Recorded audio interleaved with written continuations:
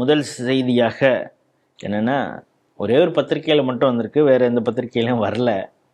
ADR அப்படின்னு ஒரு அமைப்பு அவங்க ஒரு அறிக்கை வெளியிட்டிருக்காங்க. என்னென்னா, அசோசியேஷன் ஃபார் டெமோக்ராட்டிக் ரிஃபார்ம் அப்படிங்கிற ஒரு அமைப்பு. என்னென்னா, அரசியல் கட்சிகளுக்கு டொனேஷன் வந்தது குறித்து ஒரு அறிக்கை கொடுத்துருக்காங்க. அதில் பார்த்தீங்கன்னா, அன்டிஸ்க்ளோஸ்டு சோர்ஸ், யார் கொடுத்தான், என்ன கம்பெனி, எதுவுமே தெரியாமல், இண்டிவிஜுவலாக இல்லை கம்பெனியான்னு தெரியாமலே அதிக அளவிற்கு நிதி வாங்கிய கட்சியாக திமுக இருக்கிறது அப்படின்னு சொல்லிடுறாங்க. கிட்டத்தட்ட 300 கோடிக்கு மேலே, அதுவும் குறிப்பாக 24-25 வாங்கியிருக்கிறாங்க அப்படின்னு. இந்த செய்தி எப்படி பார்க்குறேன்? எந்தெந்த அரசியல் கட்சிகள் எப்படி பணம் வாங்குகிறார்கள் அப்படிங்கிறத பற்றி நிறைய விவரங்கள் வந்து கொண்டே இருக்கிறது. இப்போ ஆல் இண்டியா லெவலில் பிஜேபியை பற்றி வரும். பிஜேபி தான் அதிகம் வாங்கினது.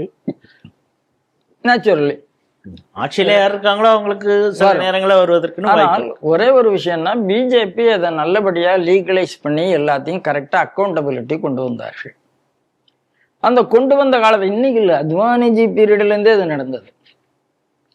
செக்கெல்லாம் வாங்கவே மாட்டோம் டொனேஷன்னு அத்வானிஜி தான் ஒரு தடவை சொன்னார். செக் இல்லாத டொனேஷன்ஸ் கிடையாது. இந்த விளங்காம போறவன் ஒருத்தன் இருக்கான் பாருங்க, நேற்று தண்டனை கொடுத்துருக்கேன், தருண் தேஜ்பால்.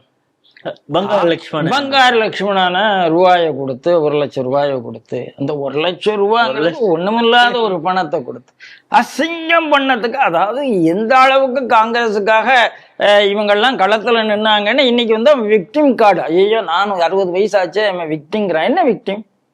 விக்டிமைஸ் பண்ணிட்டு நீ விக்டிமா?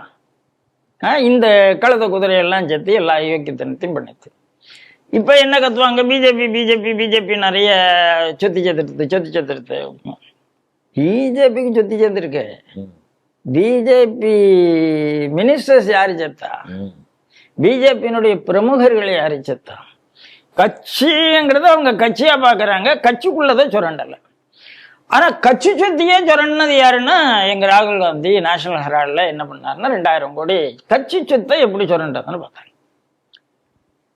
இதுவரைக்கும் பிஜேபி காங்கிரஸ் வந்துட்டு இருந்த செய்தி, இப்போ முதல்ல தமிழ்நாட்டில் ரீஜனல் பார்ட்டிஸை பத்தி ஒரு சர்வே பண்ணேன். ரீஜனல் பார்ட்டிஸ்ல அதிகமா வாங்கியிருக்கிறது திமுக தான், டிஎம்சி கிடையாது. எல்லாரும் என்ன நினைச்சாங்க, டிஎம்சி தான் அதிகம் வாங்கியிருக்கணும்னு ஒரு கற்பனை எல்லாருக்கும் இருந்தது. மம்தா அவனுடைய இதுல இவங்க தான் 365 கோடி ரூபாய்.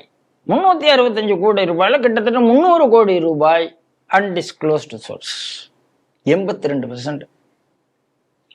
82% பணம் யாருட்டேந்து வந்ததுன்னு தெரியவில்லை என்றால் அவர்கள் தேச விரோதிகளாக இருப்பதற்கான வாய்ப்பு இருக்கு. ரெண்டாவது, அவர்கள் சொல்றதை இவங்க கேட்க வேண்டிய நிர்பந்தம் இவங்களுக்கு இருக்கு. அவங்க ஜிகாத்திகளா இருக்கலாம், நக்சலா இருக்கலாம், யாருனாலும் இருக்கலாம். இல்லை வெளிநாடு.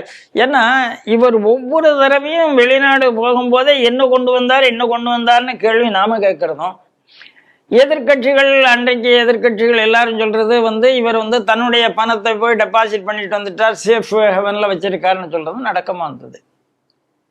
என்னுடைய பார்வையில் கோடியா இருக்கு. 2000 கோடி 20,000 கோடி கூட இருக்கும். நமக்கு அந்த எஸ்டிமேஷன்லாம் தெரியாது. இந்த 300 கோடி அன்டிஸ்க்ளோஸ் அமௌண்ட்டுங்கிறது அது திமுக பணத்தை கொண்டு வந்திருக்கும் இந்த எலெக்ஷன் நேரத்தில். ஆனால் சொல்லத்துக்கு அவங்களுக்கு பயம் வந்திருக்கும் அப்படிங்கிற ஒரு பார்வை தான். இப்போ நம்ம இப்போ பேசிட்டு இருக்கிற சட்டசபை போயிட்டு இருக்கு.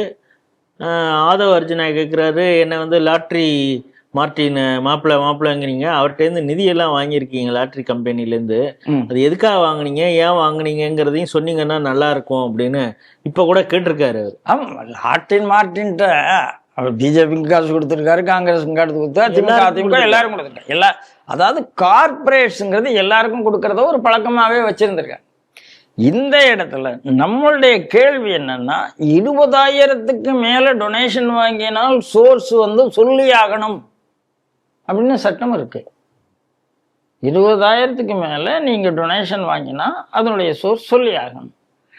அப்படி சோர்ஸ் சொல்லி ஆகணும்னு சட்டம் இருக்கிற இடத்துல நீங்க சோர்ஸ் சொல்லாமல் இப்படி ஒண்ணு பண்ணீங்கன்னா என்ன அர்த்தம்? ஆனா இதே திமுக தான் பிஎம் கேர்ஸ் பத்தி எல்லாம் வண்டியா வீடியோ போட்டுக்கிட்டு இருந்தாங்க.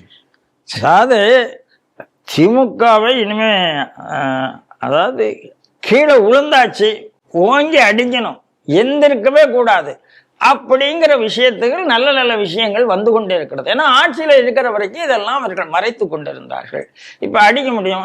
சேகர் பாபுக்கு நடந்த கூட நீங்க பார்த்துருப்பீங்க. எல்லாம் இனிமேல் திமுக அடி வாங்கி கொண்டே இருக்கும். சொல்ல வேண்டியதான், எதையும் தாங்கும் இதயம் தாங்குதா இல்லையாங்கிறத வேடிக்கை பார்ப்போம்.